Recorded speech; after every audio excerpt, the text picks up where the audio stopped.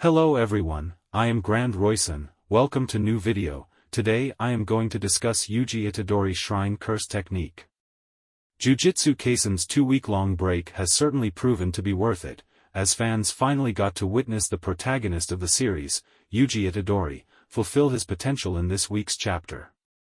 JJK Chapter 257 was absolutely incredible, and it is safe to say that this chapter might just have been one of the very best in the entire series, if not the best.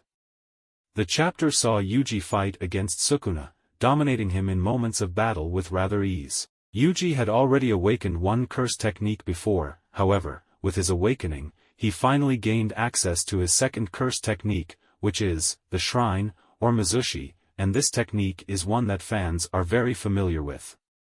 Yuji engaged in combat against Sukuna as soon as the fight between Gojo and the King of Curses wrapped up.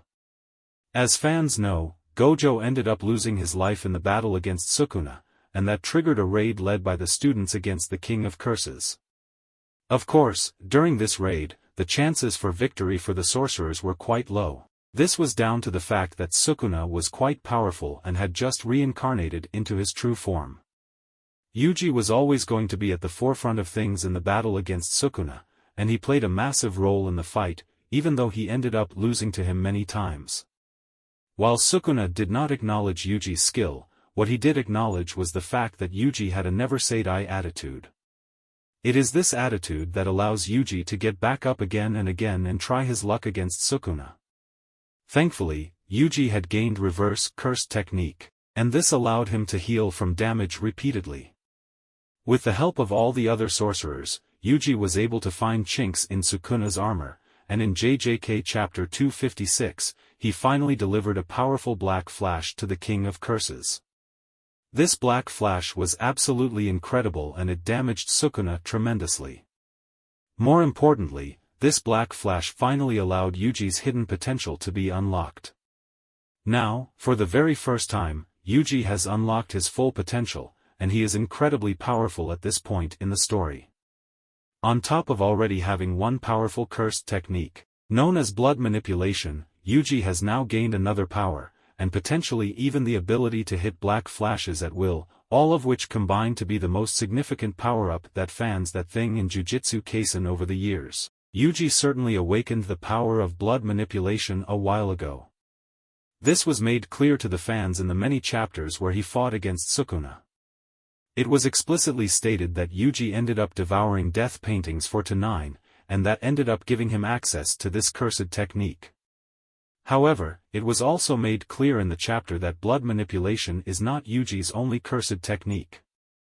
JJK Chapter 257 clarified that Yuji also has access to Shrine, which is a very powerful curse technique, possibly one of the strongest in the entire series. Shrine is an ability that the fans are very well familiar with. Essentially, the power of Shrine allows Yuji to access slicing and dicing attacks. Yuji can essentially make use of cleave and dismantle, and fans will recognize this ability from Ryman Sukuna, the King of Curses.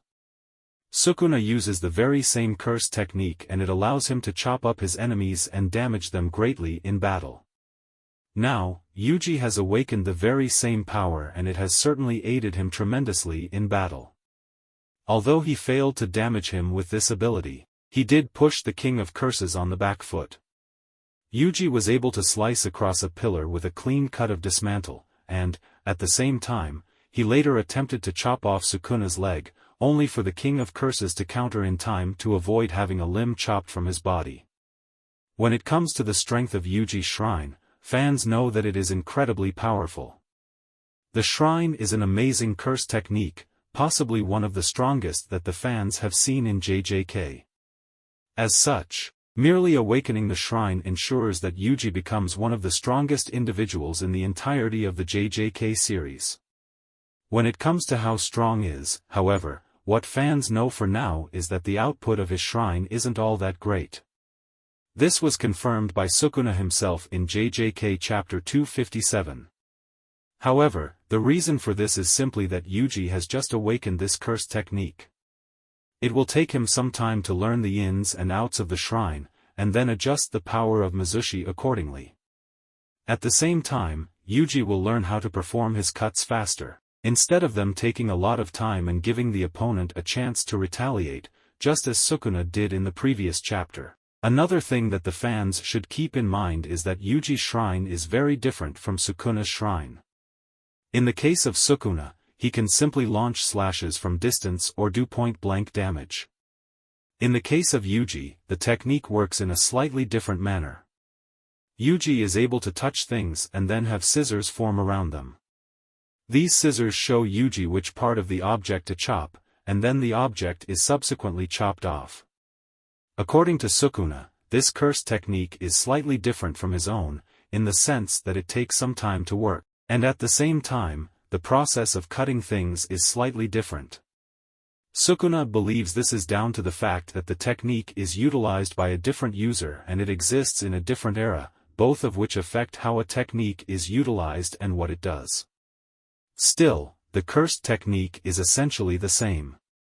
As Yuji continues his fight against Sukuna, his curse technique, Mizushi, is most definitely going to get stronger and faster. This means Yuji will chop up Sukuna and deal deadly damage to him as the battle continues. At the same time, fans also need to consider the fact that Yuji will most likely manifest a domain expansion at some point later down the line. Right now, Yuji has not showcased the power of domain expansion at all. However, that certainly doesn't mean that he will not gain this power in the future. As JJK continues, Yuji is likely to awaken a domain expansion, which will most certainly be similar to Malevolent Shrine. Inside his domain expansion, Yuji can reach an entirely new level of power, hence, potentially defeating the King of Curses, Ryomen Sukuna. If you like this video, please like, subscribe and share. For more. Thanks you all, meet you in another video.